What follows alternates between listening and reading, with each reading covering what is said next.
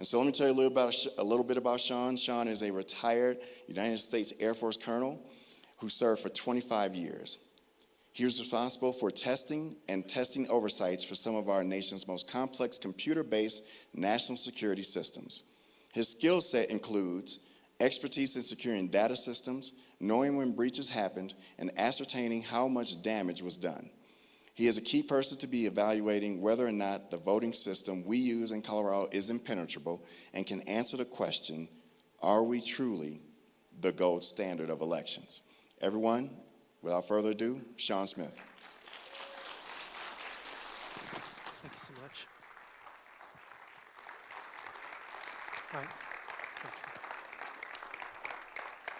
See you all now. Okay. I think I've got some slides. Hello, everybody. So at an event up at the Rock Church in Castle Rock, I don't know, a few weeks ago, I said that, hi, everybody, I'm an election denier.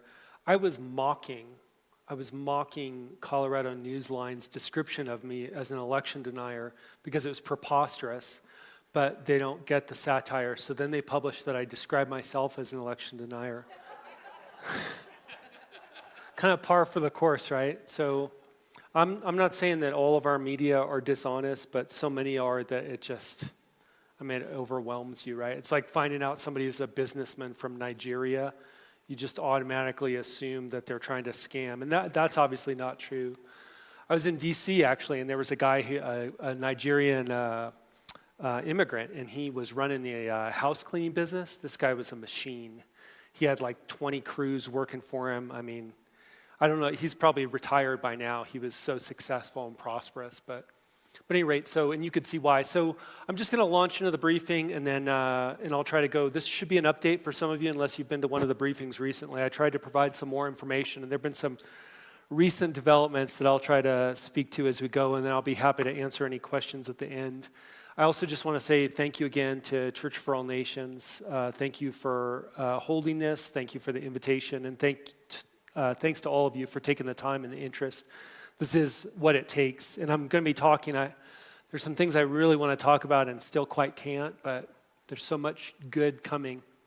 So Built for Integrity, this is what we call the alternative. This is the alternative to what we've been doing. Our election systems, I don't know what they're built for. I want to say flippantly that they're built for fraud. I don't know that they're built for fraud, but they certainly allow fraud. So when you see something and it's so clearly obvious that they allow fraud, that they deny transparency, it's hard not to conclude that that hasn't been done on purpose, because not all the people involved are idiots. Some surely are. I mean, if you go anywhere, you're going to find your fair share. And I've been in some rooms, especially during my time on active duty, where I was the idiot. So I don't mean that in a pejorative way. It's pretty rare in some of the areas where I operated that you're the smartest guy in the room. There are a lot of people very, very bright working on national security issues, and I got used to being around them and just trying to ask smart enough questions that I could keep up. But the point of Built for Integrity is to explain to people what we should be doing instead, and why we should be doing it. And this has kind of taken off. I mean, I've gotten friends calling from other states whom I didn't tell about this, who've heard about the concept and wanted to know if it was the same thing I was talking about. And we've briefed it now, I think, in about 9 states, and it's been given to grassroots teams in every state. And there's an action plan that's also rolling out from Cause of America, and I'll talk about that. So let me start there, actually. Cause of America. So I started in U.S. election. I actually started unaffiliated, wanting to be left alone.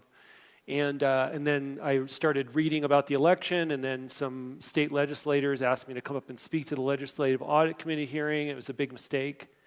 It was a big mistake because then I met other grassroots people, and they said, why don't you come on and help us with what we're doing with grassroots stuff for election integrity? You know, you look like you could read. And also a big mistake because so Ron Hanks was one of the legislators that invited me up to the Legislative Audit Committee hearing, Dave Williams from here in HD 15, and Lori Sane. And there were, I think, 3 other, there were Mark Baisley was interested from up in Douglas County, and a couple other GOP legislators in the General Assembly Audit Committee hearing. But But on the other side of the aisle, it wasn't just it was like an active, hostile disinterest. One of the only comments I can remember any of the Democrat legislators, and I wasn't even, so about a month and a half ago, I became a Republican for the first time in my life. I've never been a registered member of a party. I do not trust the Republican Party. I don't trust the Republican Party of the United States. I don't trust the Republican Party of Colorado. I can cite, off the top of my head, 5 things that they've done to thwart election integrity. I'm disgusted by their conduct. But there are some GOP leaders who I think are commendable, and we have to stand with those people and support them. But on the other side of the aisle, it's just insanity. I don't even understand what they're looking at. The only comment I remember, so they made me stand outside in the hallway for most of the hearing for about 8 hours because I wouldn't wear a mask. And it's true, because of how masks don't do anything. But that was the rule. They got really, but there was a Democrat legislator who was at home for the whole hearing. And about 1:30, she complained about how they weren't done yet. And I thought, okay, all right, that's where we're at. So they voted in that hearing not only not to direct an audit by the Colorado auditor, the legislative auditor, but to not even study whether they should direct an audit. Like, they almost voted not to ever say the letters that could spell audit in a single sentence. So after U.S. Election Integrity Plan, which I started with here in Colorado, and U.S. EIP started trying to network. This was the founders. I'm not one of the founders of U.S. EIP. That's going to be funny when I talk about this later. But U.S. EIP invited me in. I was happy to find people who were working on this. And then after we went up to the symposium in South Dakota, we were back here, just grinding away, doing canvassing and other things, trying to get things done, trying to help other states. That was one of the things we were trying to do. The team passed out the playbook for grassroots at the symposium, and then Tina Peters had come up there, and so people started paying attention to Colorado all of a sudden where they didn't realize things were happening. And then we got this request to have a meeting with Mike Lindell, and I thought we were meeting with him to tell him what should be done. So that was our briefing. We laid it out like, this is what should be done to help the grassroots in every state. And at the end, he said, that's great. I've been looking for you guys. When can you start? And I looked around the table because I thought we were telling them what somebody else should do. And but when somebody invites you to help save the country, you have to do it, right? You have to do it. It's the same calling. It's just now there's somebody who wants to help. So, and it's been, he's opened up a lot of doors for us to get a chance to talk to people who otherwise wouldn't. He's basically spends all of his time, all of his life, all of his resources trying to save the country now. So I know a lot of people want to smear him, and they do, and they want to smear him by association with us and vice versa. I'm proud to be associated with him. He's a decent man, and he's working for the country. So we started Cause of America. We announced it at the Thanks-a-thon in November. Cause of America is a civic, nonprofit, nonpartisan, citizen-led organization built for the sole purpose of helping grassroots in every state to restore election integrity. So we provide all the things that we wish we had that we had to learn the hard way and do by hand here in Colorado. We are trying to prepare and hand to the states, including procedures for hand counting of elections, including techniques for pursuing the truth in their own states, how to deal with legislators, other public officials, how to file suits, how to file affidavits, open records. And then we're building a library, so we finally have some support there and are building it up because we've got thousands and thousands of documents that we wanted to put in there and we just haven't had time. So that's all happening. So next slide. Okay, that's what we'll talk about. Next slide. So these are the principles. And I've seen different versions of these. We were on a call with Moore County, North Carolina over this last weekend, and somebody briefed a version of this that left out number 3. I'm not sure if they did that because they didn't want to point the finger at lawmakers. I'm not sure why they left it off. I know maybe nobody else in the audience noticed they left it off, but I noticed they left it off. So these are the principles that we stand by. So elections belong to us, to all of us. right? It's right at the beginning of the document. We the people. This is ours, right? There is no legitimacy for any government at any level in the United States without the consent of the governed. That's how we were founded. That is the nature of our Constitution. And any assertion to the contrary is false and I think dangerous. Second, integrity first and above all. Transparency is the same as truth. So if you cannot see it, you should not trust it. If you cannot see it and somebody is trying to keep you from seeing it, you should not trust them. We have, unfortunately, a lot of public officials in the United States, and including here in Colorado, who have been led down the primrose path.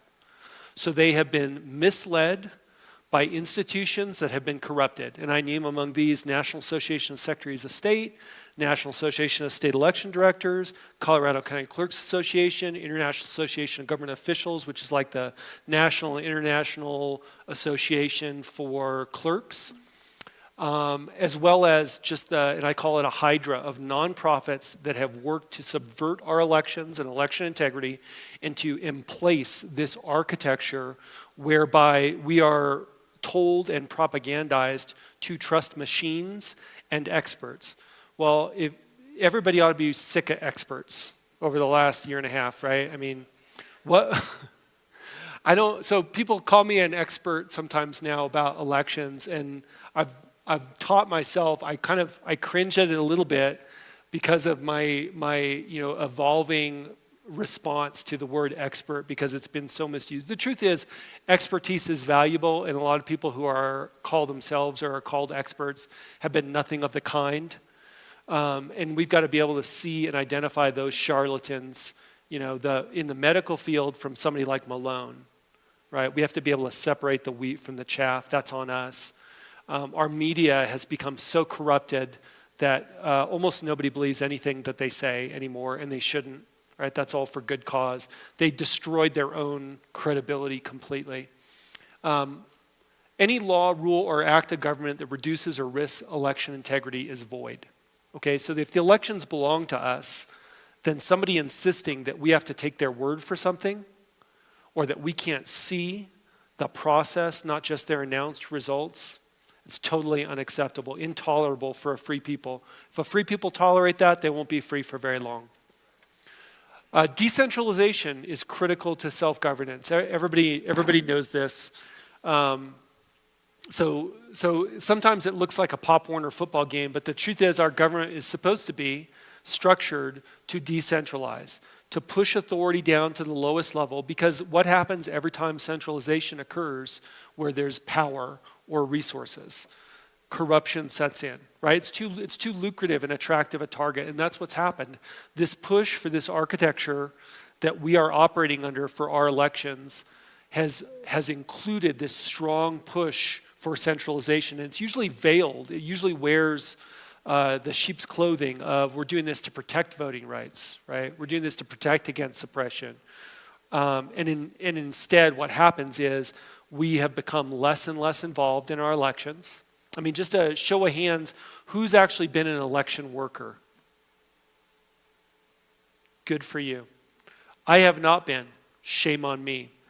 Everybody ought to be volunteering for it. And we're going to propose a system, and I'm going to explain it, in which everybody ought to be involved. We should be counting our votes with our neighbors and telling government officials how it's going to be. They work for us. They're administrators. They're not in control, and it's time that we tell them about that. Complexity breeds and hides corruption. So sometimes complexity just creates vulnerability, and it's not intended to hide corruption.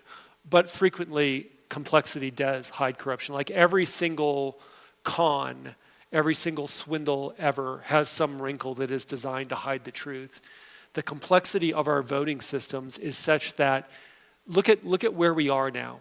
Over a year after the November 2020 election, and we're just now getting to the truth about our voting systems, about our elections, not even in all jurisdictions. I mean, a small sampling of jurisdictions, we are now getting to the truth. Now it has ramifications, and I'll talk about some of those across the board, but it takes so much effort on our part. The whole burden for transparency and to get to the truth has been shifted onto citizens in such a way that it's almost impossible for us to get to truth in time to challenge what we ought to be able to challenge, to recognize what has been done to us. That system cannot be sustained. We have to end it. So elections are going to be trustworthy to me, and you see this all the time, right? The Colorado Secretary of State pimps these talking points that are coming out of the National Association of Secretaries of State. You see these across the board. It's like watching the video of all the Sinclair broadcasting stations where they have the exact same language from all their anchors. All of these public officials that are members of these organizations repeat these same talking points over and over again. Oh, you get a trusted voice, trust the trusted voice. Almost everything that the Colorado Secretary of State and her office have said about our elections is false. And I will talk about some of that. So we have to figure out who actually knows what they're talking about. And then we have to figure out and listen to what we have to do about it. It's important to take an interest, but it's also going to be important to ask. And we have to restore citizen control over elections. Next slide. So this is the election system we have. Our voter rolls are centralized because of the 2002 Help America Vote Act. Or I'm trying to remember who said it. They called it the Help America Cheat Act. So the Help America Vote Act had a noble purpose, at least it said it did. And that was to avoid the repeat of the problems with the hanging chad in Florida in year 2000 in that presidential election. And then also to preserve voting rights and defend voting. I'm all for preserving voting rights, but what they have done is introduce and insist upon centralized voter registration rolls for states. So putting those on computers that they cannot defend is a massive, massive error, and they cannot defend them. If the Department of Defense and the Department of Justice and Microsoft, Google, and Amazon, none of whom are amateurs, all of them, I mean, the Department of Defense spends now $10 billion a year on cyber defense. And they're pretty hard. I mean, they acquire hardened systems to begin with. They have trained operators. They have tools. They have very exquisite capabilities, and they still cannot prevent things like Russia attacking and taking over the Joint Chiefs of Staff knowledge management unclassified email system. If they can't do it, I promise you, state governments cannot do it. So now there's this effort from CISA, or CISA, as some state officials insist on calling it.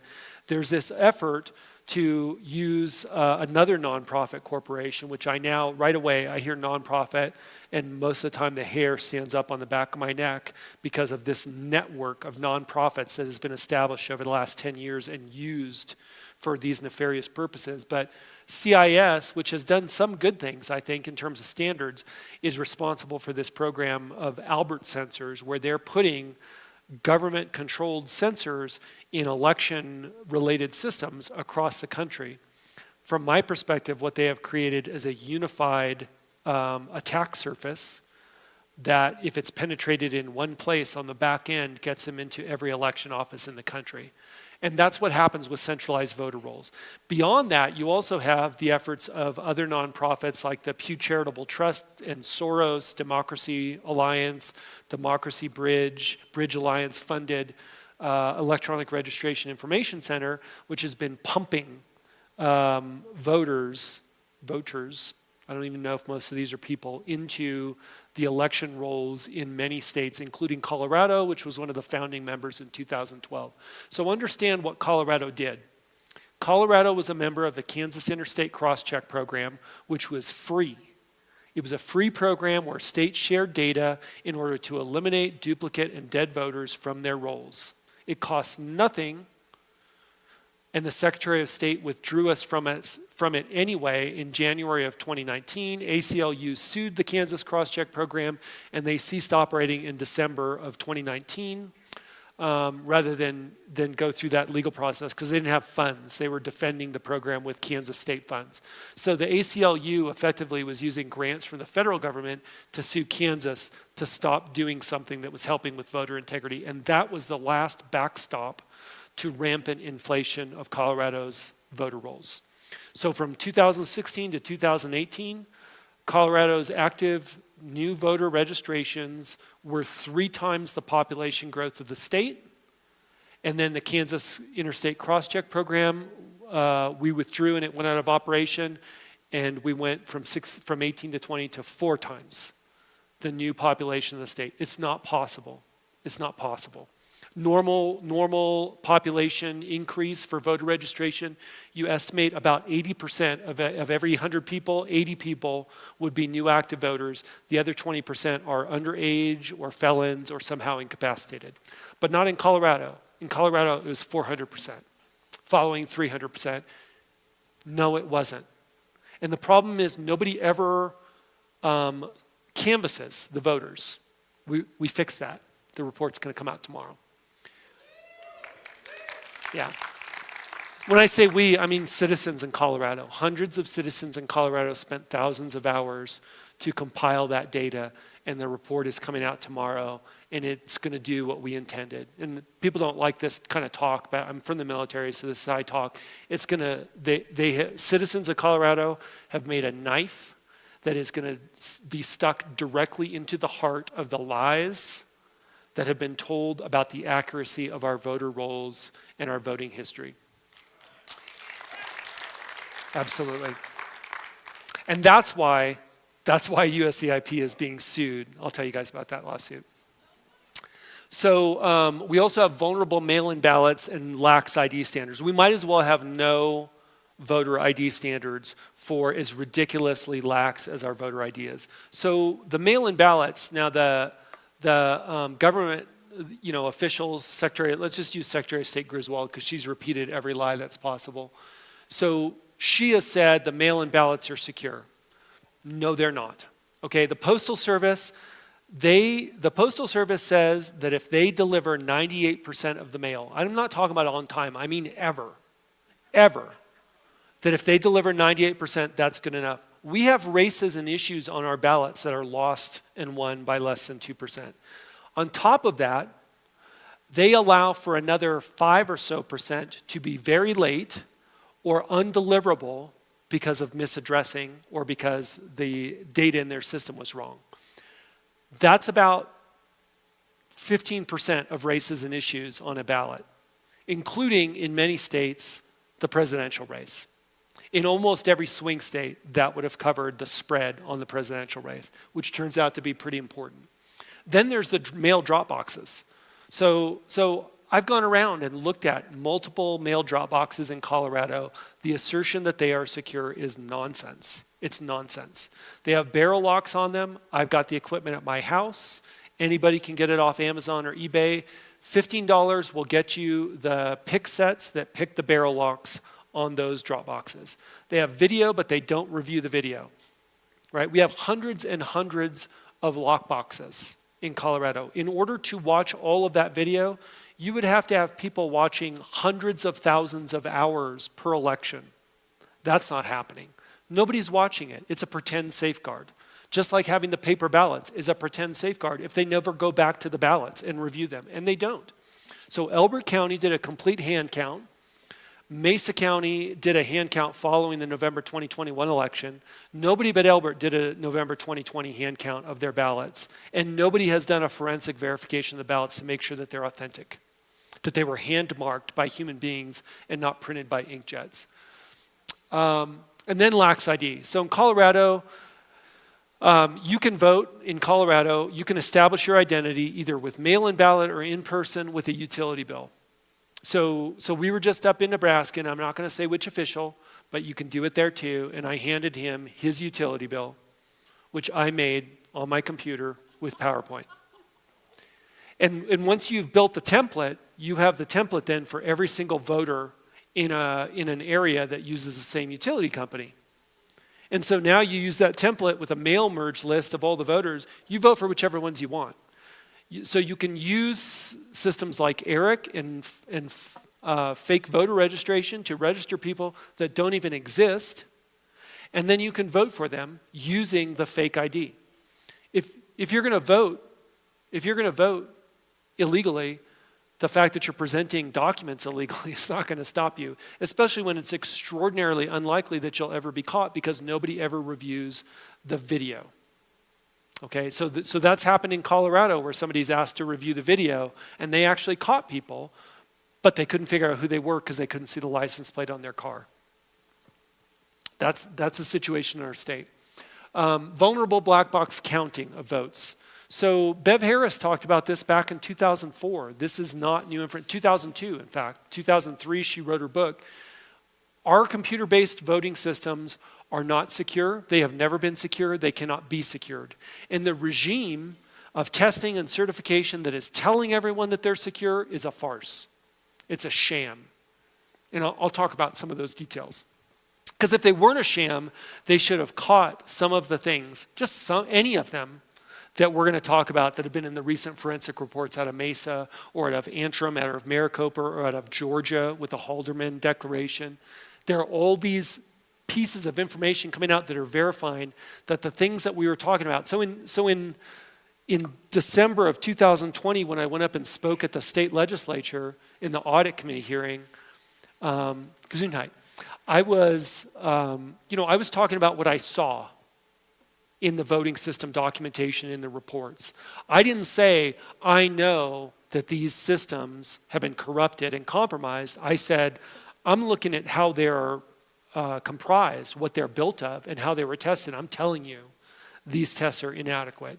And I'm looking at the sources of their components and telling you they have no supply chain security. And if you have no supply chain security on a system that is going to be used for something that is a lucrative target, like voting or financial systems or corporate, information, IP, like intellectual property, you can count on it being compromised. All you need for a crime is motive and opportunity. And that is motive and opportunity. So we also have vulnerable vendor-controlled reporting. You guys all know this in Colorado, right? So our counties do not report voting results to the state. They report them to CIDL. They report them to Clarity Election Night Reporting directly to a contractor who then runs a website for the Secretary of State. And the results are manipulable. And we know that for fact from this last election, November 2021, because El Paso County went to upload their results, realized the results on the website were not what they had uploaded, contacted the state, and the Colorado Department of State staff told El Paso County, we will show you how to manually change the results. I don't want manually changeable results. That is obviously broken. If you can manually change your results, you can change them for any purpose. How do we know who has manually changed them? We don't. We don't. And it's like everything else that has been kept from Colorado voters. It's like the vulnerabilities in the Colorado voter registration system in SCORE. It's like the vulnerabilities in the voting system. It's like the vulnerabilities in the mail-in ballots. It's like the vulnerabilities with the post office. It's like the vulnerabilities in the data coming out of the post office that would let someone model how many votes have been received from people affiliated with which party and who has yet to vote, so they understand how many fraudulent votes they would have to introduce in order to overcome any disadvantage that they couldn't live with. It's all the same. There's also no way for any individual voter to verify how their vote has been counted. The best you get is your vote has been accepted, right? Ta-da! Right? Imagine that if you got a notice from your bank, your deposit has been accepted for an amount. You would never stand for it, right? But you would also know if it was the wrong amount because you could see your balance change. You can't see the balances change in this. You have to trust them. Well, I don't trust them. I don't trust them because they insist that I entrust them. So we have a system right now that's vulnerable to the three fakes. We call it fake voters, fake ballots, and fake counts. Next slide. This is not a theory. It's not a conspiracy theory. It's not even a theory. This is a fact. These are just a few headlines. I could put 100 slides of headlines of these things that are being suppressed by our media, that are being ignored by public officials. So Judicial Watch is suing Colorado. Does everybody know that? That lawsuit is ongoing, okay? and we're going to give them our canvassing report. How do you like that? We're going to give them the data from the canvassing report. So they're suing other states as well. They've already won in other states. They haven't won in Colorado yet, but they will. FBI detected breaches against state voter systems. Did that happen in Colorado? It's not like our state government would tell us if it had. There have been other vulnerabilities in our state systems, and they have not told citizens about them. They have kept it knowingly and deliberately from Colorado citizens. Those people who would do that cannot be trusted. Yeah, imagine that you were about to jump off a bridge with a bungee attached to you, and there had been recalls of that bungee. That's our voting system right now. Michigan, the Antrim audit, they found the machines were designed to flip votes. The error rate that's tolerable for a voting system under the federal voting system standards, the 2002 Federal Election Commission voting system standards, the tolerable error rate for central counting voting systems is, let me think about this for a second. I think it's 1 in 10 million ballot positions. So if you have a ballot with, say, 10 issues on it, and each one of those has 2 choices, then that's 20 ballot positions. And so if you take any election and you get to whatever that total number of ballot positions is for all the ballots that are counted in it, the machines are not allowed to be used if they make an error rate of more than 1 in 10 million. Now, I don't know what percentage that works out to, but it's lower than 68%. I know that much. But apparently, the federal government, which is responsible to investigate violations of federal election law, doesn't. They're not able to do that math to see that 68% is larger than 1 in 10 million. Because if they were, surely they would investigate that. And not just there, but everywhere those voting systems are used, for example, in Colorado. Now we know even more. It wasn't just 240 operatives, right? It was 2,000. That's what is his name? D'Souza, thank you. That's what Dinesh D'Souza's video is going to show. Down in Arizona, 17,000 is a drop in the bucket compared to what they found in canvassing and to what Shiva Ayaduri found with the signature issues. Just getting started. And yet, how did our media portray that to everybody? Count matched. It's a lie. They're liars, right? They gutted their own credibility a long time ago, and now they're just swirling the knife around. It's like a ritualistic seppuku, long after the patient's dead. Next slide. This is our system. So our voter rolls are on statewide Colorado registration and election system score. It's insecure. So I think I've got a slide about that, but we know about vulnerabilities that have been found in that and never told to Colorado voters or citizens. They have either no cybersecurity testing most of the time, or they keep it secret from us. We have open records responses from the state of Colorado that show conclusively foreign IP addresses, these are like internet addresses for devices, were connected to our statewide voter registration system. Multiple US states, I think maybe 40 US states connected to our voter registration system, and then like countries like in the Azores, right? In the Azores, Africa, connected to our voter registration system. They didn't even know or they didn't care. Once they sent us that and they realized what they'd given to us, now they won't give us more information about that. There have been years, a decade of severe vulnerabilities. You can look up the software and hardware components used in SCORE. There are thousands of published vulnerabilities, some of which cannot be patched or fixed. They're not fixable because the hardware or software that they're using is compromised, there's no more support for it, or it's just not repairable. The structure of it created a vulnerability that you can't address. I already talked about ERIC, I already talked about voter ID, election management systems. The mail-in and Dropbox chain of custody is either weak or non-existent. We don't have any ballot ID numbers. So somebody down in Florida was talking to me this week about a great idea for how to do ballot ID numbers that would have information about the state, the county, the precinct, the election type, and then a serialized number. where only the voter who had a particular number would know that that was their number, but that would let you verify how your own vote was counted. That's a very good idea, and we'll talk about that. It would also prevent or help prevent the introduction of massive numbers of ballots printed at, Kinko's or at the Runbeck election system. So everybody knows Wayne Williams, former Secretary of State. He's a paid consultant for Runbeck election systems. He insists there's no conflict of interest. They had a facility on the west end of Denver in an industrial park right up until the 3rd of November 2020, and then it disappeared off the planet along with all the records of it except for the ones that we kept. So we know they were there. Who knows what they were doing?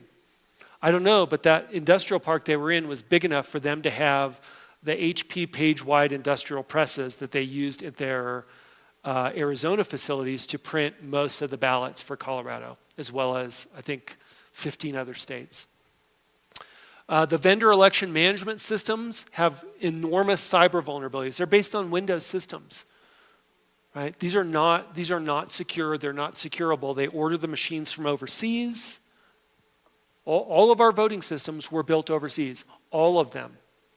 Most of them completely of foreign components. There's some exceptions like the Xeon processors in the servers. I think were made down in Chandler, Arizona. There are a couple small components in them, but all you need is one in that system, just one. Or all you need is that component or that system to be unattended in the wrong place for a couple minutes, let alone that they're providing the components themselves. So we've talked about this before. Supermicro is a US company that manufactured motherboards in China. Those motherboards ended up in Google, Amazon, and Apple server stacks, and they were compromised. They had a supply chain compromise. They had a device this big in them, couple times the size of a grain of rice. It looked like it was one thing. It was actually a transmitter, a relay. It was relaying data off of Apple, Amazon, and Google's server stacks back to China to an advanced persistent threat team. China has 39 advanced persistent threat teams that do nothing but target the United States and other Western powers, national security apparatus, and industry, information, and finance. That's all they do. They have anywhere from 50 to 500 people. This is all they do and all they've been doing for a decade. So you hear a little bit about Russian advanced persistent threat teams, like the ones that they think are responsible for solar winds. You don't hear a lot about China's. China has a lot more of them. And they're getting better and better all the time, and they've been targeting us for a long time. This is part of what made me nauseous in some of the work that I did right after I retired, doing consulting work for the Department of Defense, looking at what had been exfiltrated from US companies and agencies and organizations. It'll make you sick. If you knew what I knew, it would make you just sick to your stomach to know what has been taken from us, what has been compromised, what jeopardy it puts us in, and how many government officials just look the other way. It makes when I think about the friends I have buried under our flag and what they died for and what so many of our institutions and public officials have done to betray that sacrifice and their responsibilities, it just makes your blood boil. We talked about voter ID, signature verification. I'm going to talk about that a little bit later on. The manipulation of the voting systems of the ballot images, they are built to change ballot images. Every one of the computerized voting systems that are in common use in Colorado and through most of the United States can change the ballot images that they create. They overlay them. So if they do adjudication on the ballot image and decide that, no, you didn't mean to vote for Joe Biden, you meant to vote for Daffy Duck, they could just put that right on the ballot image. This is why it's ludicrous that Clerk Browerman had a clear audit run through the ballot images in El Paso County. It's ludicrous. He just wasted $40,000 so that he could lie to you about how secure the election was. We tried to tell him, he did it anyway. Who advised him to do that? Wayne Williams. The same guy responsible for insisting on Dominion voting systems in Colorado. I don't know if they had good intention when they started. I know that the end result is the road to hell. That's what I know. Text Secure, man, we could just go through each one of these. Text Secure lets you, so let's say I took a ballot that I printed at Kinko's, because you can get a PDF of the ballot. You can get an electronic file of the ballot in your email. If I get it, I could send it to anybody. If I get a ballot in the mail, I could make a photocopy of it and create a PDF out of it. I could make 1 million copies of it. If I decide to start voting for people on the voting list, and I'm not saying I would do this, I wouldn't do this, of course, but if I wanted to do this, it would not be hard. It would not be hard to print their signatures. You know, if I had access to informed view, mail track and record or report data from the Postal Service, because the Postal Service scans first class and election related mail. So when you have a signature on the outside of a ballot envelope to return it, that signature has been captured in an image by the Postal Service and forwarded to the person responsible for the intelligent mail or the office responsible for the intelligent mail or IMB barcode on that election-related material. They get a copy of the metadata that says this was at this post office or this distribution center on this date at this time, and they get a copy of the image of the outside of that envelope. If your signature's on it, whoever gets that has your signature. Now there's a database. The post office has it. I guess all the people at the post office are 100% trustworthy. They're the only organization in the United States that doesn't have any corrupt people. Nobody there's ever taken a bribe for anything. They don't have people in the post office, yes they do, that they get arrested for credit card fraud. You think if they steal a credit card out of the mail, that they're not going to take $5,000 to shunt off the images of ballot envelopes? It's ludicrous, but that's our system. So we don't have security over that. So let's say I did that. Let's say I submitted all these mail-in ballots, dropped them in the post office, or dropped them in a ballot drop box, and then they didn't have signatures on them. Well, what do the voting officials have to do? The election officials have to try to cure them. So now they take the barcode, they figure out who that is, they send that voter a text message or an email so that they can cure the ballot. Here, provide us your signature or we can't provide your... How do they establish their ID with that response? Same lax ID. A fake utility bill, certificate of percentage of Indian blood, a check, right? It's proof of nothing, right? It's proof of nothing. We talked about black box counting. It's controlled by vendors. There is no government verification, right? So they test, in theory, they test the voting system at a voting system testing lab. I'll get to those guys. But in practice, they test one article, right? So as if there couldn't possibly be a dramatic change in the configuration or operation of another system. Well, of course there is, right? One little setting. For example, the automatic signature verification machines that Colorado's largest counties use are run-back machines. You change contrast or the percent of error that's allowable in that one little setting, every single signature is good. A child's scrawl, my dog stepped on the paper, it's a signature. The machine likes it. That's literally possible. How would you know? We wouldn't. That's not a sustainable system. And then the machines duplicate and discard images and cast vote records, right? You can literally take an entire batch or 10,000 or 100,000 ballots and just copy them. You can just copy them in the database. You had 10,000 votes, now you have 50,000 votes. It's a mouse click. Nobody ever goes through and audits the machine records. They don't even preserve the machine records. The Secretary of State has been destroying them. They've been destroying them automatically through the configuration of the systems and through the trusted build. No public official in Colorado has ever gone back through all those audit records on the machines, nor do they have the expertise to do so. And now the Secretary of State has prohibited them through her rules from using an independent expert to do it. You're not allowed to find out what happened on the voting machines, and neither are your election officials. It's shocking once you start to understand. And then the centralization means there's no local control. We talked about reporting. So the government allows a foreign company to control our election data. That is a fact. Seidel is a foreign flagged company. They're the largest owner or vendor of election-related software in the United States. They're flagged in Spain. Which means we have very little insight into their internal operations. They're not regulated, right? They're not considered, like, other than their finances for U.S. affiliates, they're not regulated. So our reporting is focused right now on the demands of the media. Who cares? Who cares what the media wants, honestly? I got a call earlier today again. So there's a gentleman use the term loosely, named Quentin Young at Colorado Newsline, who's lied about me repeatedly. And I tried to tell him with a couple stories back, I tried to tell him I would respond to him. And before I could respond to him, he said he had to publish his lie. He didn't say his lies, but they're his lies, because he had a deadline. Well, he's the editor.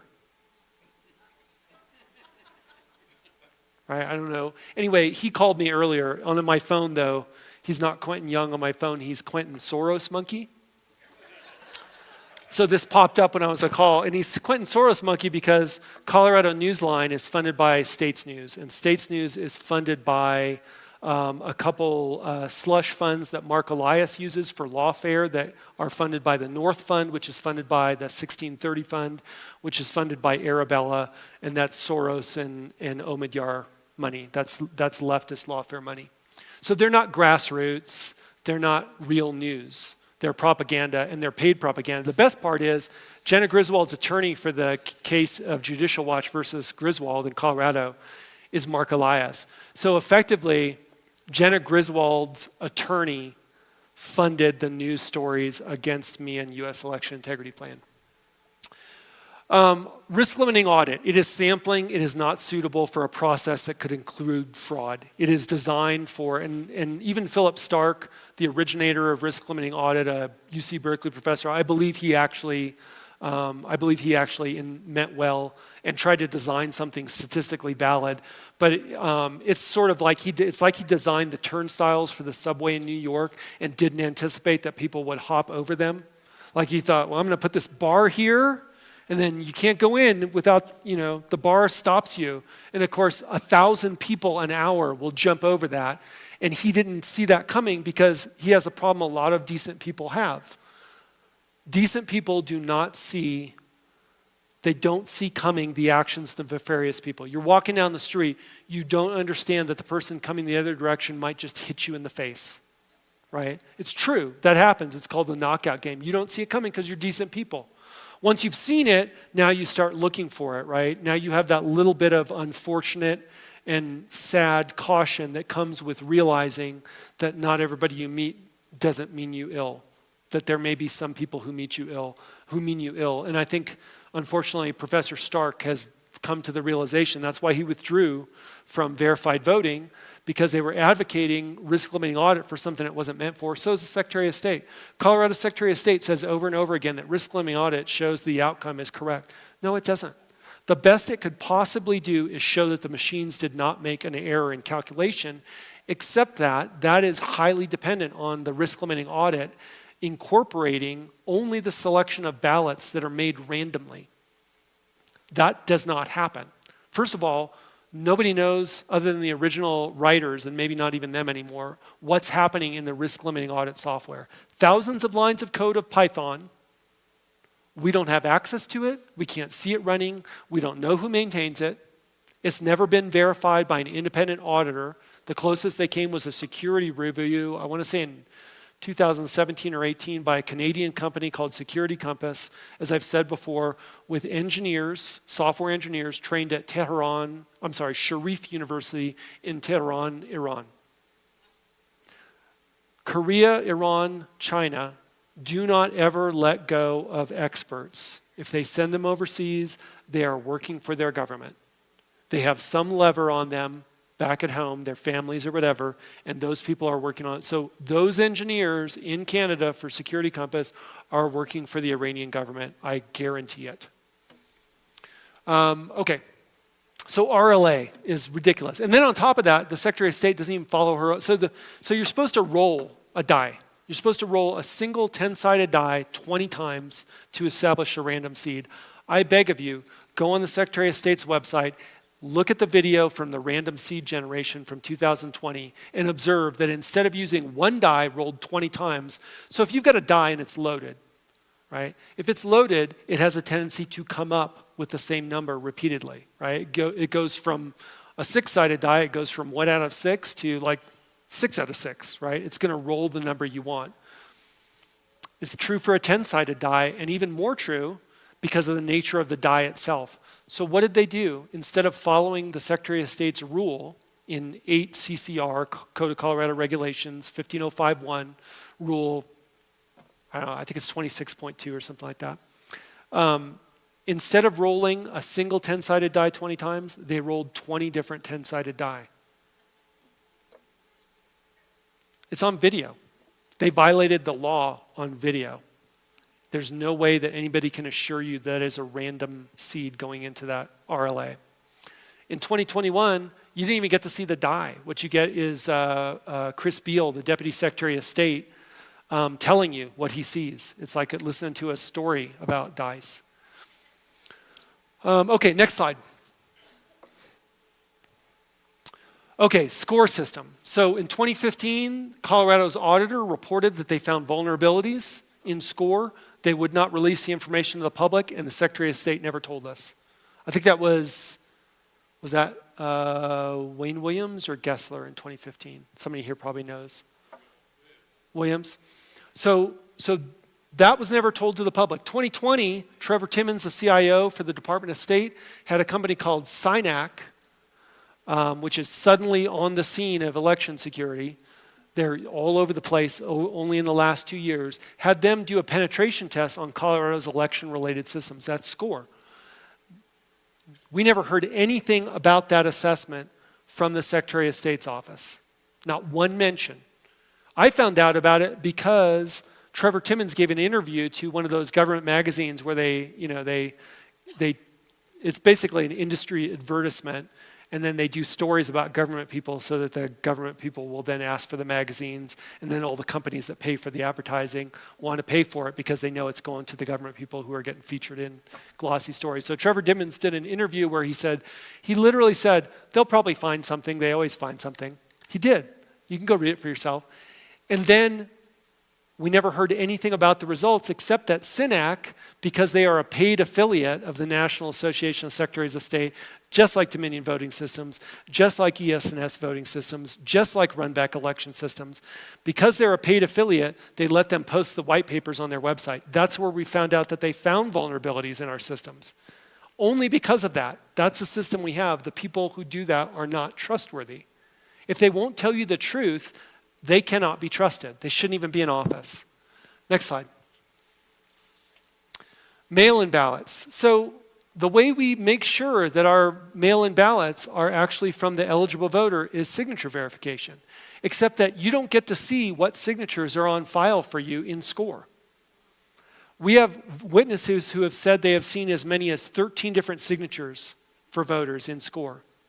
You don't even know if they're all from you because I can prove that I'm you with a utility bill that I make up for you and submit a signature that then becomes one of the signatures so that then when I sign your mail-in ballot, it checks against that list and says, yep, it's a perfect match. This guy his signature hasn't changed at all. Never mind those other 12 signatures. Then there's the question of whether it's even written by hand or whether it's machine printed, and our signature verifiers for our elections have no instruments whatsoever. Now, if you were a question document examiner, you would have months of training at a minimum. You would have certification. Most of the certifiers require that you have a degree, including some kind of forensics or science background, and then they use instruments. So there's a company called Foster and Freeman that makes these light tables. I think they call them like a QSD. And they have, different series. Like they're always trying to sell a newer version of them. But this is a light table with high magnification that can change the wavelength of light and look at things at different angles. So when you put a document in there to see, is this really an authentic document? Was this signed by that person? They can look and see, they can isolate specific spectrographic signature of the ink and tell you what kind of pen the signature was written from. They can tell you whether there was an impression in the paper or whether the stroke, I want to say there's like 17 different criteria that they'll evaluate to see if the signature they're looking at is actually the same as the signature that it's purported to be. And that's what you need if you take a question document examiner, if you have an expert witness saying, yep, that is an authentic signature in court. Any court that somebody tried to bring in someone who had had a couple hours of training with a 20-page guide, they would laugh. They would laugh at that expert submission, and they would probably censure the attorney that tried to use that expert. And yet, that is the basis of our verification of mail-in ballots in Colorado. It's absurd. It's absurd that we have been told this lie, That is not sufficient, and it's obviously not sufficient. Next, let me give you an example. So the dime is just to illustrate scale. A ½ inch is that little white mark next to it, so a dime's a little bit bigger than a ½ inch. If you look at a mail-in voting ballot envelope, you will see that the area for the affidavit, the signature that the voter provides, is approximately a ½ inch high. So now you know the scale. Those 2 3s that are little there with the arrows, that's the size, about the size, a little bit smaller than a dime in height, is what signature verifiers, judges in our elections, in our voter service and polling centers for each county, that's what they get to see with no instrument. But you can take those 2 numbers right there as examples, Kazoon had again, apologize, and blow them up. The big image is 50 times, the inset that's smaller is higher magnification, that's 100 times. This is what an ink signature looks like. It's almost, I don't want to call it homogeneous, but it's almost, right? There's blended very well. There's no discrete speckles in it. That is an inkjet printer. You cannot mistake it at high magnification. There are speckles. When you blow it up even further at higher magnification, there are interstitials. So you'll see individual red and yellow dots from the inkjet, depending on which kind of ink they're using. And then you'll see that there are gaps in between where the drops didn't just hit. It's not visible to the naked eye. It's not even visible under a regular magnifying glass, but you blow it up and you can see it, no question. That's what you would need to do to be able to tell if the signatures on our mail-in ballots are actually made by a human being instead of a printer. It's never been done. The signature verification is a lie. They are lying. Next slide. And it's not the fault of the judges, right? The judges this is why so many citizens, if you ask them who've been part of that process, will say, I was right there, everything was fine, right? There's nothing funny going on, I watched everybody's hands, we verified every signature. That's why they'll tell you that, right? Because they have been led to believe that if they follow the procedures, it will be okay. It will not be okay. This is not new. Bev Harris was talking about this in 2004. I'm going to talk a little bit more about the Gould Report in Mesa County. The Haldeman Declaration. Show of hands, who's heard of Haldeman Declaration? Again, this is our media. If our media was worth a damn, they would be telling everybody about this. J. Alex Haldeman is a University of Michigan professor of computer science and a recognized expert on voting system security who has testified multiple times before Congress, has served as an expert witness in multiple court cases. In the Curling case in Georgia, where Curling is a citizen, there's an organization, they are challenging Brad Raffensperger on their use, the adequacy, the security, and the integrity of the Dominion voting systems that were adopted for use in Georgia because they adopted a change, a modification to the voting system that the voting system vendor, Dominion, asserted was de minimis, which means it doesn't matter effectively. It's so small it doesn't affect the security or any of the previous assessment.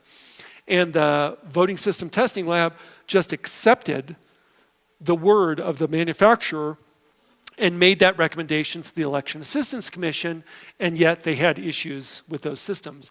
So in that case, Haldeman was brought in by the plaintiff as an expert witness. They gave him an ImageCast X machine, which is a touchscreen voting system that is used in at least 16 states, including Colorado. We have this in 62 counties in Colorado. Professor Haldeman came back and said there are critical vulnerabilities and flaws in the design of this system which would allow it to be compromised and would allow votes to be flipped.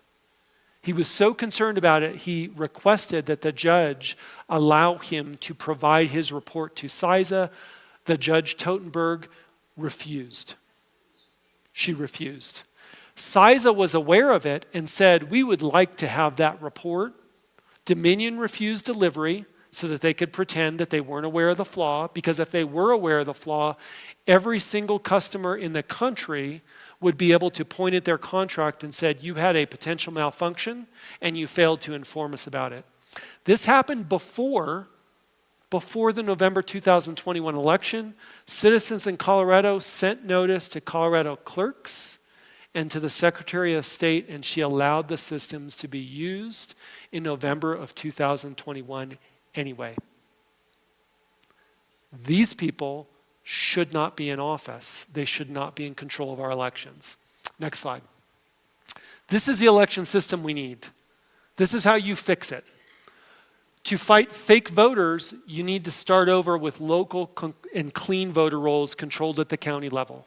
And when I say clean, I mean you literally start with a blank sheet. Anybody who wants to vote comes in and registers with photo ID. You verify their eligibility and their citizenship and their identity. You get their information written down, and that's how you build your county roll. The county controls it. There's no access outside the county. The county sends read-only copies to the state so they can coordinate, deconflict with other states and other counties. In-person election day voting, mail-in ballots are not secure. They cannot be made secure. With a government photo ID addresses both fake voters and fake ballots. If you vote in person on election day with photo ID, you can have everybody vote on paper towels or Post-it notes. Doesn't matter what paper you use. It'd be better if you used numbered, serialized ballots so that a precinct could say, as they're looking back at their records, somebody slipped a Mickey into this stack of ballots because that's not one of our ballots. But if you're going to mail ballots, more security is better. No amount of security is enough. You're going to reduce or impede counterfeit ballots, but you won't be able to stop it completely. Precinct hand count. We count our own votes with our neighbors in our precincts. We used to do it. This is elementary school math. We can do it again. It is. We don't need experts. I don't need a computer. I don't need a supercomputer. I don't need proprietary software. I don't need a database management system. Simple addition will do. The difference is we do it under camera. They showed us this in Maricopa. Use high definition video so that you can see every single ballot from the time it is accepted from a registered voter in that precinct until the time that precinct is done counting, including each ballot as it's being counted by a counter at a table. So you can see the marks going down. You see how your ballot was counted if you know your ID number that's on that ballot. You can see exactly how many were counted, exactly how they were counted. At the end of that, the judge and the workers there sign off on it, and you have a certified precinct vote. And they tell the citizens of the precinct first, and then they forward it to the county. And the county does the same thing under video. They tell the citizens, and then they forward it up. And when you do that, and again, I don't care what the media wants. I don't care what they want for reporting. I don't care about their timelines. I could not care less. I care about citizens having control of their elections, and that's how to do it. So that addresses fake counts. And that's it. Next slide. So I think this may be the older version. Was there another PowerPoint version on that same thumb drive? There should have been two on there. Sorry, there were a couple things I meant to show you and I want to show you here. Sorry, I should have checked that. While they're trying to bring that up and fix my mess, anybody have any questions while we're waiting? Yes, sir.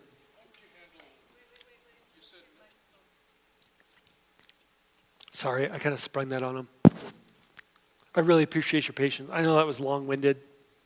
This is the stuff that swirls in my head all day. How would you handle ballots from people who cannot vote in places? Like UOCAVA or ADA, like Americans with Disability Act. I would have a bipartisan team, possibly including a judge, go to them. That's what I would do. So if you have a disability that prevents you from going to a voting center, the very last thing I would do is have you vote mail in.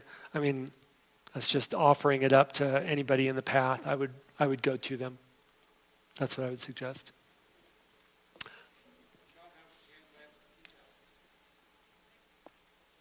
So, do you want to do questions now? Do you want to do questions now? Okay. You know, if you want to ask a question, how about we do this? Because I've got really bad knees.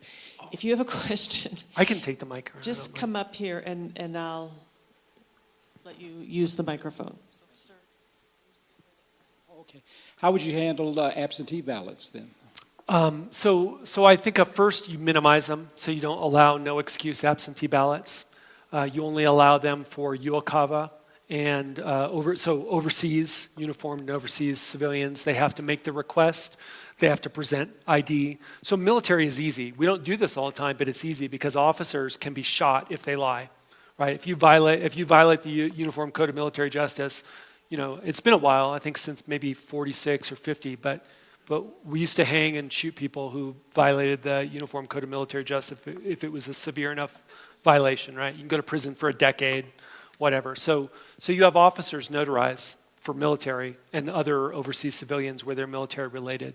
And if it's somebody, I guess I would say plan to be in town for the election, right? This is an act of citizenship. If you can't be bothered to be in town, we're not going to offer your vote to uncontrolled through the mail. That's what I would say.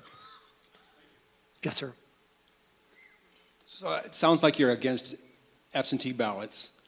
Do you think the federal government should make a national holiday for Election Day? Absolutely, yeah. I would also, though, so one of the things we have to do to return to hand count at the precinct level is to disaggregate our elections. So what has happened is we've got this mutually reinforcing pattern of behavior. What I usually give as an example is in Texas, nobody told Texas that they couldn't have any more natural gas power plants and that they had to use solar and wind. What they did was create, on the one hand, regulatory pressure that said, if you want to do nuclear, it's going to take a long time, right? It's going to be very costly environmental review. And then on the other hand, they said, and here's a block grant if you do solar and wind. And so they got solar and wind, and then they almost lost their subsector of the grid, right? Because those systems were not surge capable, bad weather capable. And that now we have over the Colorado Sun's literally complaining about Delta County residents rejecting their plan for a solar plant, right? Because they're backwards, right? Those Delta people, you know how they are. Yes, sir. I brought a thumb drive and there should be another briefing on there. I'm so sorry. I think I sent them the wrong briefing. So I've got one with more list of, I'm going to show you guys a list of the criminal violations by Secretary of State Griswold that I've started filing affidavits for. This is why I'm named in this lawsuit from, I'll tell you guys about the lawsuit. He's military. No, I said, yeah, no, I was dead 5 times before I was 20, so it's borrowed time. I'm going to do what I'm going to do. Yes, sir. So you have a report coming out tomorrow that's going to illustrate some findings. With those findings, how do we prevail? So We have to rely on our elected officials or the mass media to take the ball and run with this? so the media is, they're not going to do they're not going to bite the hand that feeds them, and it's not us, right? But your public officials should be listening to you. So Cause of America has what's called an action plan that is a complement to Built for Integrity. This is basically how do we get there. In Colorado, this is already well underway with citizens who are doing research into statutes, like I'm talking about. The statutes I think I've got at least 15 separate affidavits now of criminal violations by the Colorado Secretary of State with respect to Colorado's election laws. They are everything from improper and illegal certification of voting systems to destruction of election records to allowing or directing the installation of uncertified, untested software on the voting systems after they have been loaded with the certified versions, to allowing those systems to be used in Colorado elections, to certifying elections in Colorado conducted using voting systems that were illegal. So I've got a whole list of those. Yes, sir. Oh, we're up. Okay. Okay. Perfect. Let me switch to this and I'll come back to questions. What's up? Can you back up one slide? I think you're probably on track. Okay, good. So next slide. Okay, so where's the evidence? This is the first MESA report. You can see it at those links down there. So if you go to uselectionintegrityplan.org, you can find the links to the MESA report. You can also see it at standwithtina.org. So the critical findings out of the first forensic report out of Mesa County, which was handed to the Mesa County commissioners in September 2021 in person by Clerk Peters, and they then turned around Janet Rowland, Commissioner in Mesa County, Colorado, and I hope she recovers well for her illnesses, and then I hope she receives due process. She turned around and immediately sent that report before reading it to Charles Ashby of the Grand Junction Sentinel, who then immediately lied about the content of it and dismissed it, and he's so ignorant it's hardly expressible. Like most of our media, he is so stunningly, shockingly ignorant about our elections and election systems that when the words come out of his mouth, it's like my dog talking about what we should do with the car. He has no idea what he's talking about. So these were the key findings from Doug Gould, who has decades of experience as a cyber expert. He was the principal forensic examiner who signed the report. 1, election-related data required to be preserved by state and federal law was destroyed in violation of federal and state law on Colorado's Mesa County voting systems. And because of why it was destroyed because of the configuration of the voting system, which was specified by the vendor, directed by the Colorado Secretary of State, implemented by the county election staff, as they are required by law to follow her guidance. The Secretary of State directed that they configure their voting systems in such a manner that it would automatically delete log files, which must be preserved under federal and state law in order to create and maintain an audit trail of what took place on the voting system the entire time it was in operation. That's not just during the election days when it's counting. That's the whole time it's being set up for use and after until the election is certified and all those records are preserved. That did not happen because the Secretary of State directed a configuration which destroyed election records. Then, in case that didn't take care of all the election records, the Secretary of State came out, her staff, with the Dominion voting systems vendors in tow, and they installed a new software version by overwriting the existing hard drive. There's no need for it. It's ludicrous. Those hard drives are $50, $60 each. You can literally go down to Best Buy and get a new hard drive, slam it in there, and write the new version on it, take the old hard drive out, and put it in a safe. That's what they could do. But instead, they overwrite the hard drive partition, which destroys the master boot record, and then the computer system immediately begins and continues to overwrite the magnetic storage sectors on the drive so that it is destroying even the possibility of recovering those records on the system. That's been done in Colorado, and the procedures that resulted in that happening in Mesa County happened in 61 other Colorado counties. I think San Juan County uses Dominion, but they don't use the election management system server. That's not even the half of it. Those voting records aren't just supposed to be preserved on that election management system server. They're supposed to be preserved on every computer-based component of the voting system. That's over 2,700 computer-based components in Colorado. The audit trail, the records, the log files from every tablet, from every adjudication machine, from every client workstation, from every ImageCast Central, from every ImageCast voter activation laptop built in Chengdu, China, and they all were, every single one of them is supposed to have their log files captured and retained. None of that has been done. And the Secretary of State and the Colorado County Clerks Association have lied repeatedly to the public and in the media about it, asserting that all of those election records were preserved because they preserved the election project. They have lied repeatedly and asserted that the Colorado Secretary of State's office gave detailed instructions to county staff on how to preserve their election records. They didn't. I have a copy of their email. Jessie Romero, who is the head of the voting systems subsection. She's got a degree in environmental management. Not exactly the person I'd want responsible for voting systems that have advanced computers in them that could be configured any way a foreign power wanted them configured. She sent an email to the Colorado clerks and election staff telling them, don't forget to back up your election project file. That is a proprietary file generated by the Dominion voting system software that does not include all of the log files and artifacts and records that must be preserved off those computer systems. It's a lie. Next slide. Wait, I'm sorry, go back one. So all the evidence is destroyed then? Nope, not all of it. Wasn't all destroyed in Mesa because Clerk Peters did a backup. That's why they're hammering her, right? That's why they're going after her with everything they've got, to try to keep any other election official from sticking their head up above the crowd and asking why everyone's running off the cliff. But it's too late, right? So there are 5 other public officials in Colorado who have sued, 6, it was 6, but Representative Hanks was removed from the lawsuit over a standing issue. So the Secretary of State and the Attorney General tried to dismiss the entire Hanks versus Griswold lawsuit on standing, on venue, on administrative procedures. 2 county clerks and 3 county commissioners from a total of 4 different counties have sued the Secretary of State over destruction of election records, improper certification of the voting systems, and interference with their ability to execute their duties by her prohibition on them using independent third-party experts to assess their systems and elections.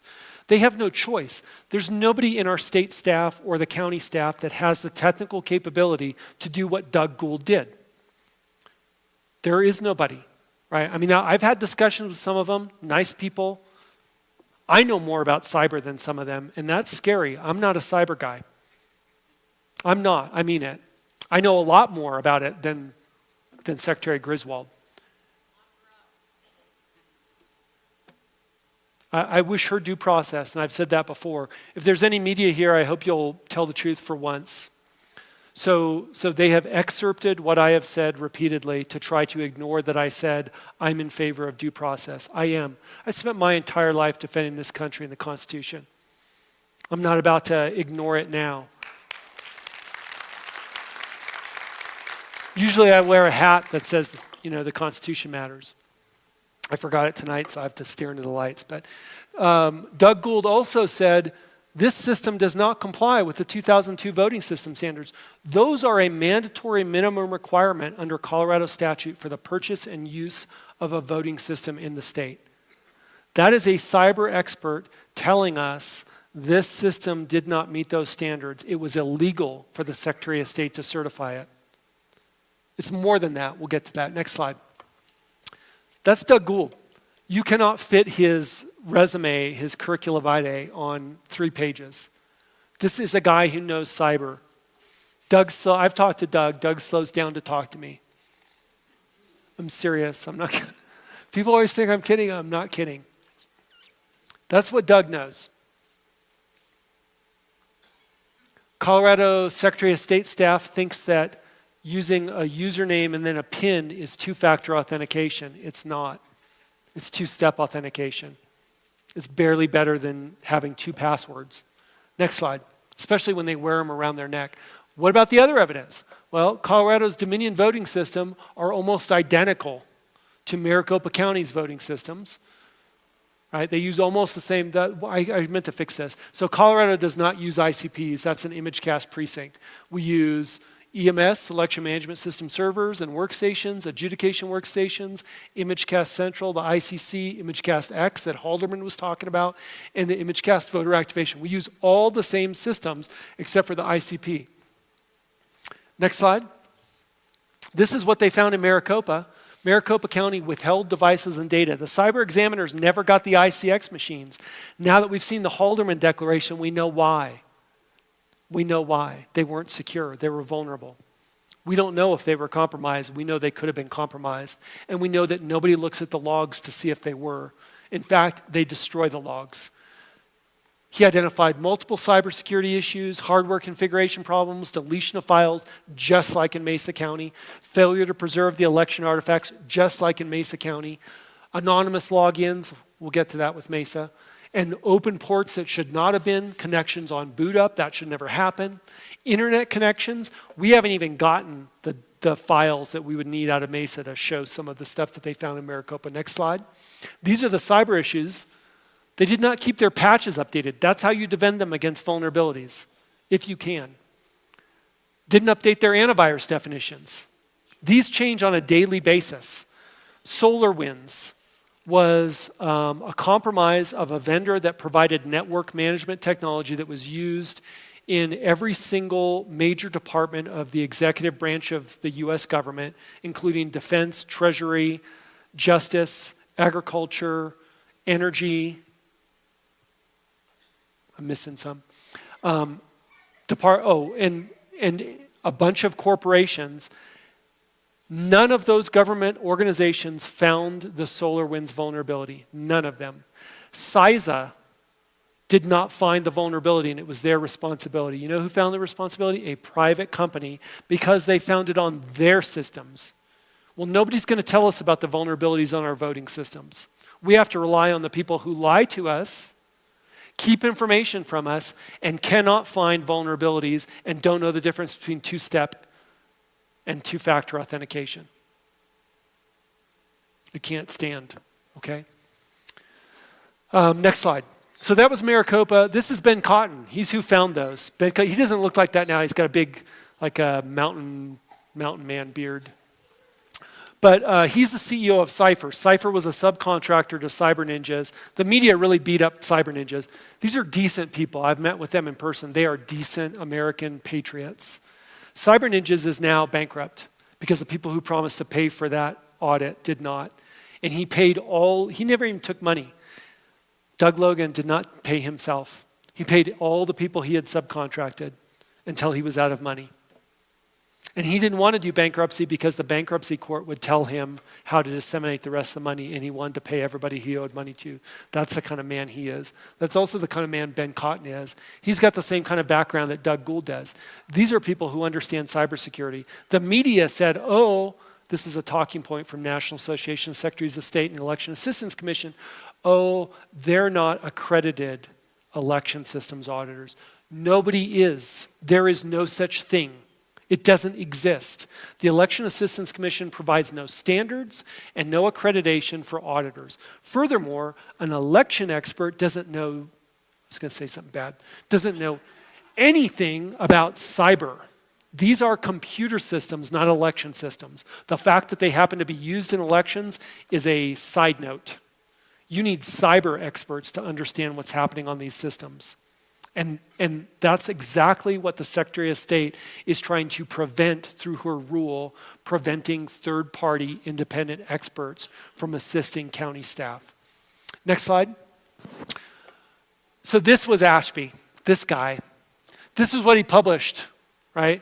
Voter fraud conspiracy theorists meet with county officials. There's a conspiracy. It's not on our end. So his complaint here was they didn't provide us the evidence, right? They couldn't share the imaging. This was Janet Rowland.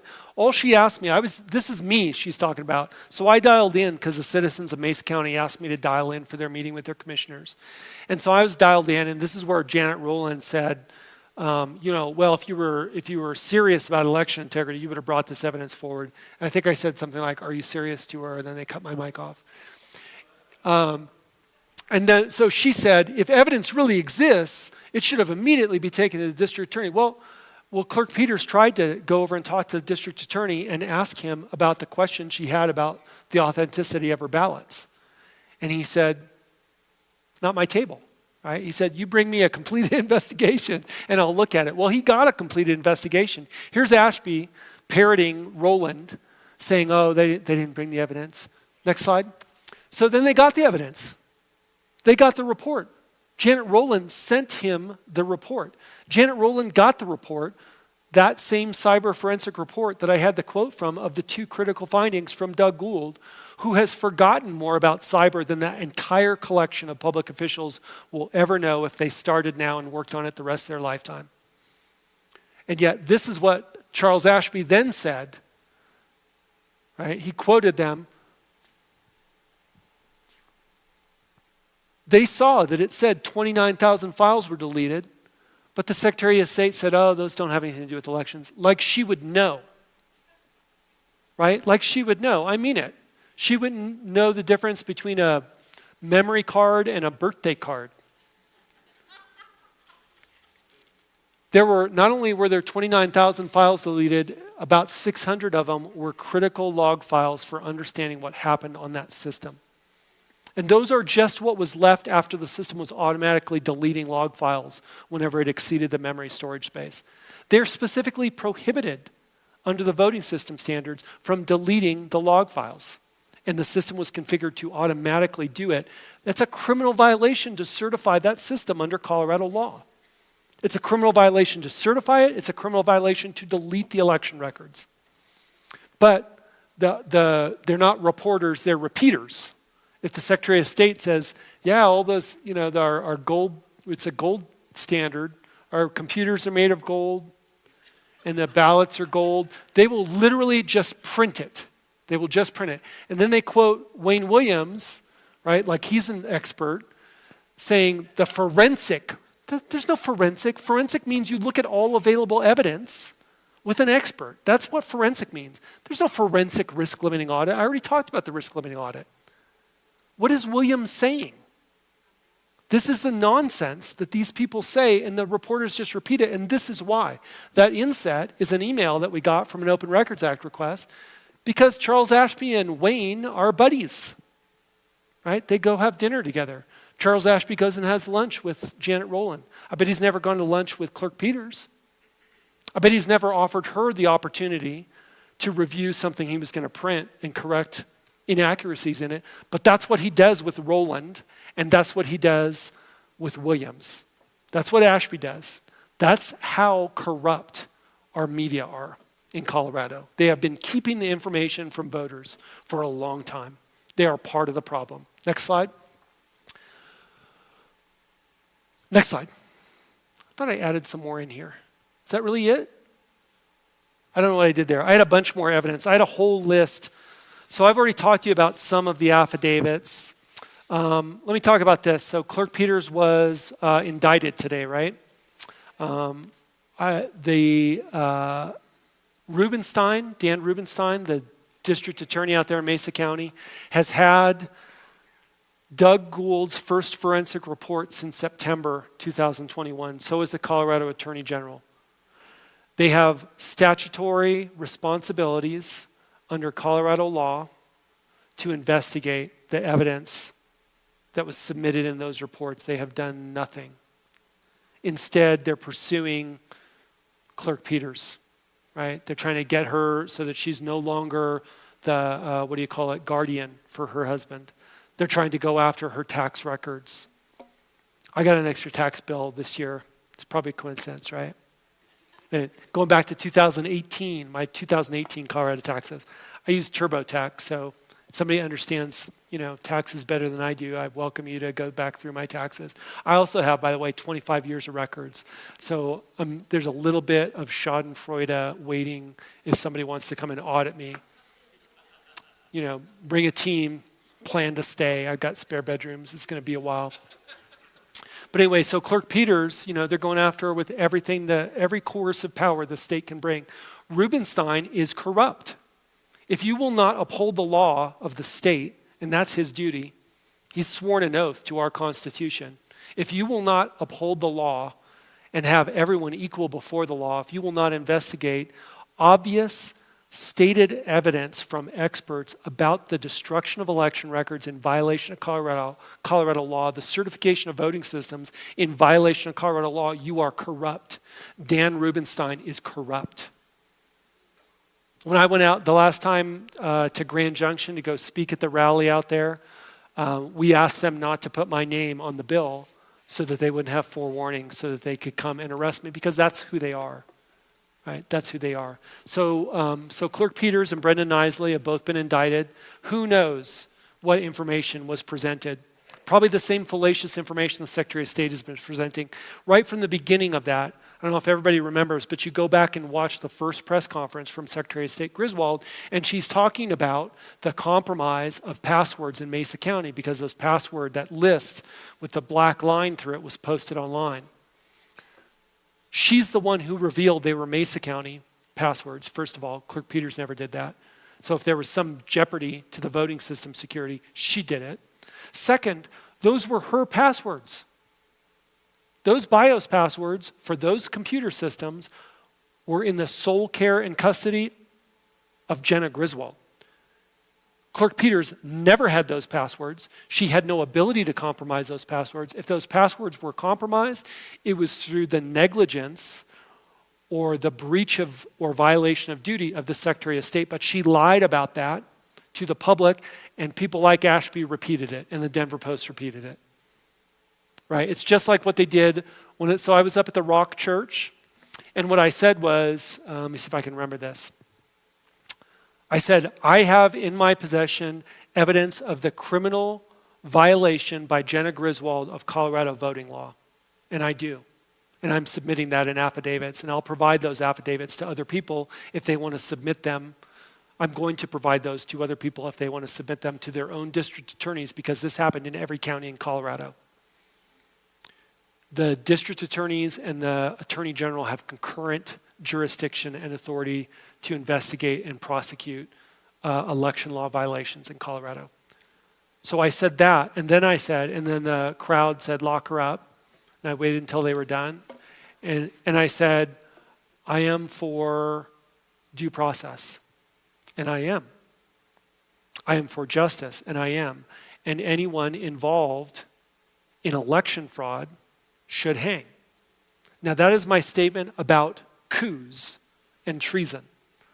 So if you can, so first of all, and not that they ever ask because they don't care what's actually true, but if the media were to ask, or if they were even to print my comments in full, they would print this. Voter fraud is small scale, like pickpocketing. Election fraud is large scale, like credit card fraud, where you affect 1 billion people, right? You can't do that without computers, and you can't do election fraud without computers. Every once in a while it spills over, right? 1960, you have one area where there's election fraud, and it spills over and determines the race, but it's very difficult to do that. Usually you need election fraud. Election fraud, as far as I'm concerned, that large-scale theft of votes, that large-scale manipulation of election results, is a coup. You're changing the leadership of the nation. You're depriving citizens of their right and ability to select and to convey their consent through election. That's treason to me. Okay? And the penalty under U.S. law is capital. That includes hanging. That's the statement I was making. I made it very clear, following due process from due process. I would never advocate extrajudicial violence. I've been defending the Constitution my whole life, but what did our feckless media do? So they excerpted without due process. They asserted that I meant something I didn't say. They asserted that I threatened the Secretary of State. They asserted that I threatened election officials. They asserted that I advocated violence. And they printed that over and over again. They went on Twitter, a guy named Chase Woodruff, who works for Quentin Soros Monkey at Colorado Newsline. And then Kyle Clark, 9 News. You guys remember 9 News? They're the guys who brought an assassin to the rally up in Denver that shot the guy in cold blood after the bodyguard for the reporter tried to and couldn't take the guy's weapon, got sprayed with bear spray. He took 3 steps back, drew his weapon, and shot somebody, cold blood, point blank in the chest, murdered him. That's 9 News. Those are the guys saying that I threatened Secretary of State. So what happened? Jenna Griswold then made a report to Personal Security Detail, Colorado State Patrol, that I had threatened her. Chris Beal, Deputy Secretary of State, then sent an email to, what do they call them? DHS, Homeland Security, something like that, and also to the Colorado State Patrol, repeating the lie that I had threatened her and including the link. They had the link to the video that you could watch to see that I didn't threaten anybody, but they repeated it anyway. I've already reported that is a crime under Colorado law to falsely report a crime. It's a crime under Colorado law to cause a false report to be made. I have made a statement to Colorado State Patrol about all 4 of those individuals. Colorado State Patrol has indicated they do not intend to investigate. I will now be going to a sheriff and to the Colorado Attorney General. Today we got notice, we didn't even get served. So 3 members of U.S. Election Integrity Plan, Ash, Epp, Holly, Kaysen, and I were named as defendants in a lawsuit from League of Women Voters of Colorado, National Association of Colored People of state of Colorado, Wyoming, Montana, and Mi Familia Vota. All of these are leftist-funded organizations that are advocates of our current system, our current architecture that allows election fraud. And they have sued us for what they have asserted is voter intimidation because of our canvassing. So we completed the canvassing months ago. The report's going to come out tomorrow. We didn't intimidate anybody. We didn't train anybody to intimidate anybody. That didn't happen. We didn't try to keep anybody from voting. We just tried to get to the truth because you can't get it from the government in Colorado. You cannot get it from your election officials because even the honest election officials, and I believe there are many in Colorado, I believe there are many clerks and commissioners who are honest people who have just been misled. They don't know what's true. And that's why I would ask everyone to take these reports, and you can get the Mesa 1 and Mesa 2 reports, and you'll be able to find the Colorado Canvassing Report up on U.S. Election Integrity Plan or useip.org.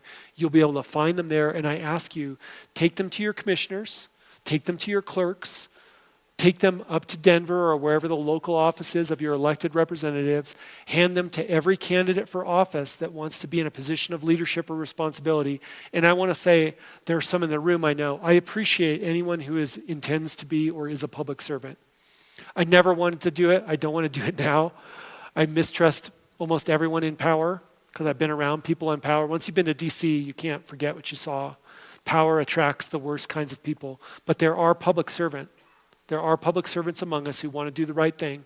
And I ask you to take those reports, and if you have to, throw them on their desk and ask them what they're going to do about it. What they should do about it as commissioners is vote to stop using electronic voting systems. They could do that tomorrow.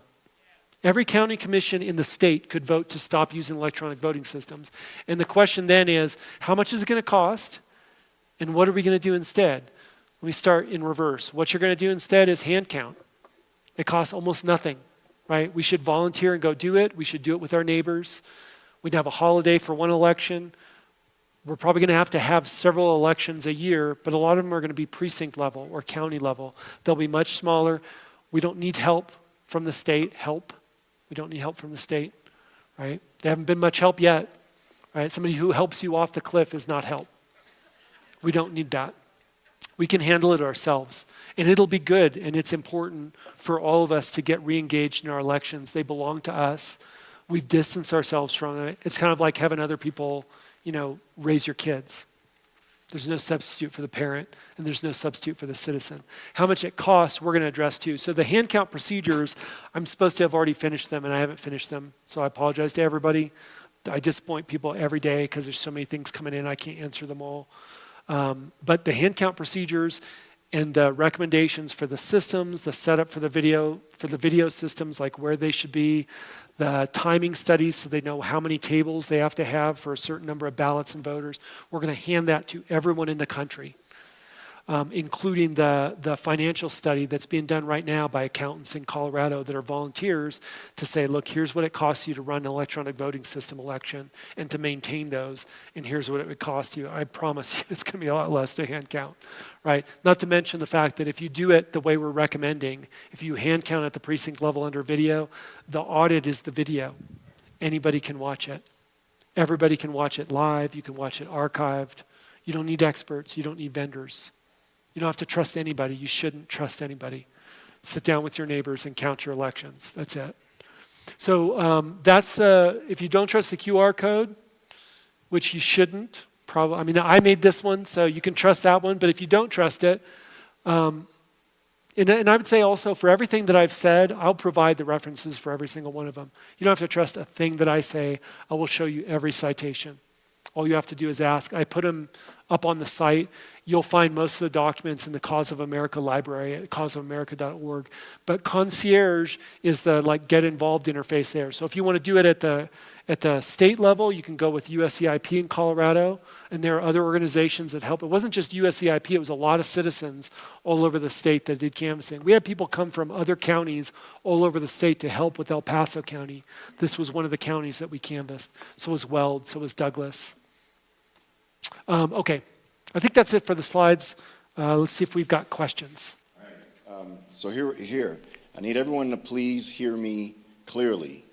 We promised that we'd be done by 9. We did get a couple questions. Time flies when you're having fun, right? And so we really would like to restrict this, unfortunately, to a couple questions. If you have a question, I need you to quickly move up to the far aisle here. We're only going to take a couple because we will honor the time that we gave. And while you're coming up for that, I want to tell you, so Shawn doesn't take a penny for what he does, for all this traveling around the state, meeting with all these folks. And as you've already heard, there's lawsuits pending, right? So we've got some lawsuits coming his way. We'd love it if people will go to Gives, and if you've got pen and paper, because this won't come up on the screen, Gives and Go, G-I-V-E-S, I'm sorry, Give Send Go, givesendgo.com/Dorchester Heights Society. There will be 2 S's there. Dorchester Heights Society. Go donate to what they're doing. So just so everybody knows, the officers of Dorchester Heights have not yet voted on whether they're going to do anything to support this particular latest lawsuit. The funds right there are all going towards Hanks versus Griswold, which is those 5 public officials lawsuit against the Secretary of State. There's a hearing in Friday up in Denver if anybody wants to go. We'll try to get the information posted. This is where the Secretary of State and the Attorney General are going to try to get it dismissed again. And we're going to argue that maybe the people ought to be in control of their elections. Okay, good. And then Wednesday, March 24th, we will, check your calendar. There you go, March 23rd, 7 p.m. We're going to have Dr. Mark McDonald. For those that don't remember, we had him when no one knew him. So he's coming back to us. So he's going to be here. Dr. McDonald will be talking about medical tyranny in our kids and the importance of men in our society, the importance of men in our society. He's the author of the recently published book, United States of Fear: How America Fell Victim to a Mass Delusional Psychosis. And if you've not seen interviews with him, this is going to be worthwhile for you to come back, hang out with us, and hear from Dr. McDonald. So with that, I love the 1 or 2 people who ran up to ask a question. How did I know Mark Bronlick would run up and I would say for everybody else, in case we don't get a chance, thank you for coming. I really appreciate your attention. And if you haven't stood up yet, the rainy day is right now. So they're coming for us, right? These people who want power and have power are coming for us. They're going to do what they will, and we're going to do what they will, right? Whatever it takes, it's worth everything I have and am. So. Could you tell us a little bit about Pam Anderson, who's a Republican running for? Yeah, well, Pam Anderson is the former executive director of the Colorado County Clerks Association, which is just as corrupt as it could be. And then she is most recently is the director of the board, I believe, for Center for Tech and Civic Life, which you all know is an organization through which Zuckerberg and Chan Zuckerbucks were funneled to basically violate our election laws across the nation. So they funneled funds in to dictate procedures to election officials. These are big proponents of the architecture of systems we have now. They're corrupt as hell. CTCL is one of those leftist-funded organizations. So I try to be civil and cordial, but I'm out of patience with leftists. I don't have a problem with Democrats if they're patriots, but I got no patience left for leftists. I don't understand how the GOP in Colorado could, without some serious cognitive dissonance, recommend someone like Anderson. I'll just say that if she's elected, there'll be a handoff of the fraud baton from Jenna Griswold to Pam Anderson. So the Secretary of State is the one who put all of the Dominion automated voting systems in back in 2016. Wayne Williams. Okay, yeah, I know. But you're saying that the county commissioners have the ability, if we take the reports, to go against that mandate. They don't need anything. If the citizens of their county tell them we're done with the electronic voting systems, like they did in Mesa where the commissioners ignored them, those county commissioners should represent their voters and stop using them. They have the authority to stop using without any cause.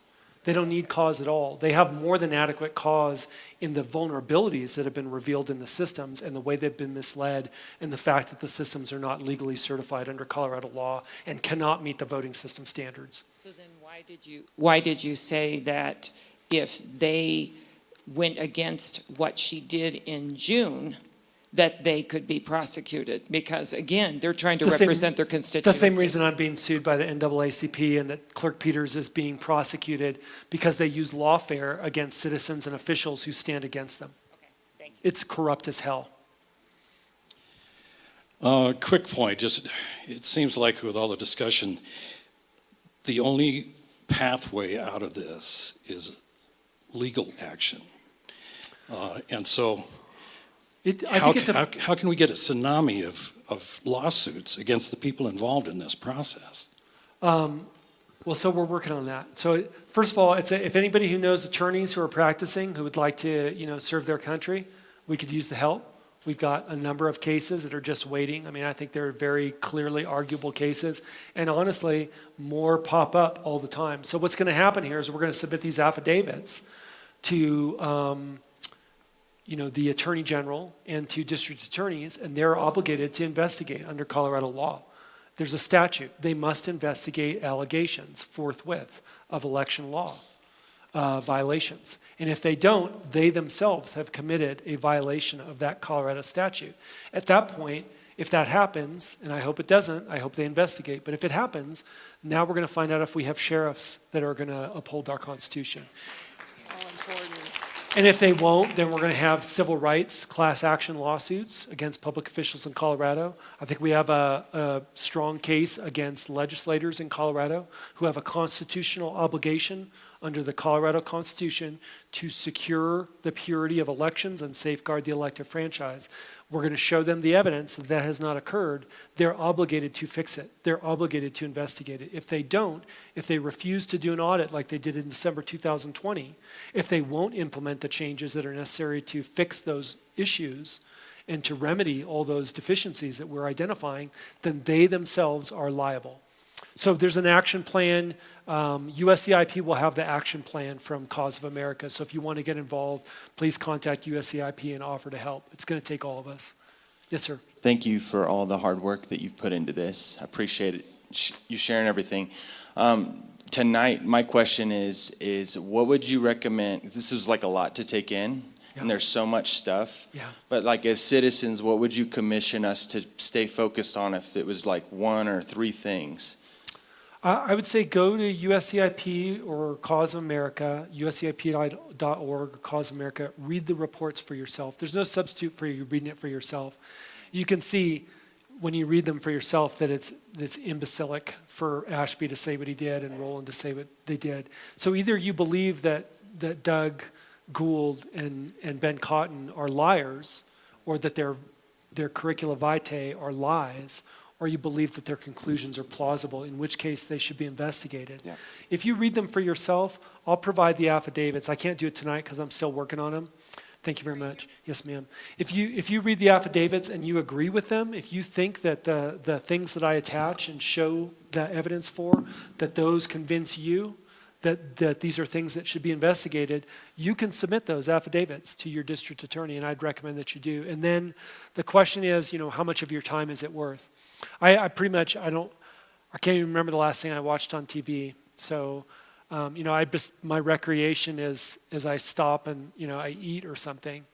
And the rest of the time I'm spending, trying to get this ship righted. So I welcome everybody to join. It's going to take all of us. And see, here's the thing. A lot of people got disappointed that there wasn't a quick fix. There were a lot of people who said, we'll do this Supreme Court lawsuit, that'll fix it.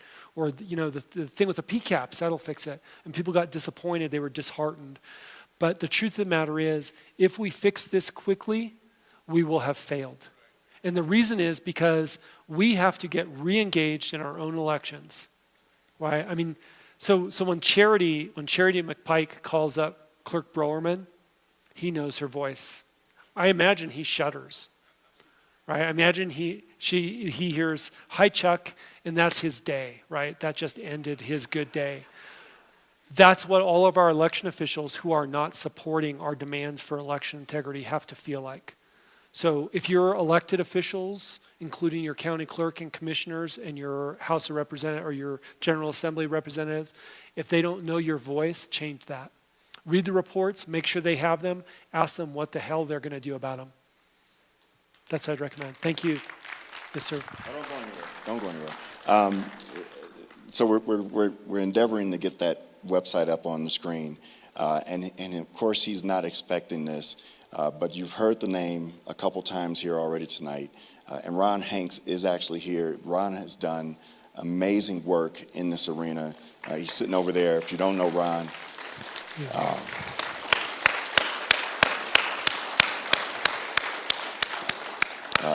I often say, I'm willing to support anyone who's willing to be a one-term whatever. I believe because Ron has really put his life, as with Shawn, they put their lives and their livelihoods on the line to get things right. I have a great appreciation for it. So, Shawn, I want to thank you again. Ron, we thank you for everything that you're doing. Thank you all for being here tonight. I know it went a little long and there was a lot of information. Make sure you go visit those websites. There's Give, Send, Go for you to go visit and donate there. That will help with the case that Ron has going. And in the back, we've actually got copies of the Dorchester Heights Society information, as well as, and we will get this recording out. I want to remind people this was also streamed live on our YouTube channel. If you go to cultureimpact.us, you can actually subscribe there to our YouTube channel. We really would appreciate. We're trying to get our subscriptions up so that we can own our YouTube channel. So, if there's anyone in the room that hasn't signed up for our CIT information to get our emails, be updated. We're sending out stuff constantly about things that are happening locally as well at the state level. You can do that in the back as well. We want to make sure that we keep this information available, especially as we are trying to make sure that the body of Christ is engaged in what's happening in the culture. And so we're thankful for all the folks that came that had never been here before. Hopefully we'll see you again. Don't miss Dr. McDonald on the 23rd. And again, let's thank Shawn. Thank you very much. Thank you.